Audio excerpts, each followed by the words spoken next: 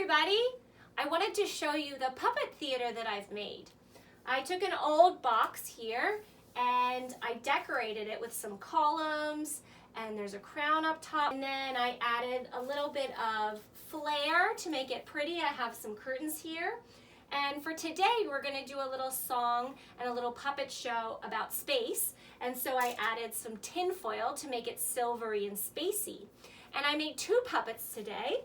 This puppet is Sam, and Sam is a robot, and Sam is made from a toilet paper roll. I've got a paintbrush taped to the back, some tin foil, and just some googly eyes that I found in my house. And this is Samantha, and you can also call her Sam, and she is made from an old container of cream cheese, and I just taped some tin foil to her, and she's got a little bit of fancy hair, and I made her mouth.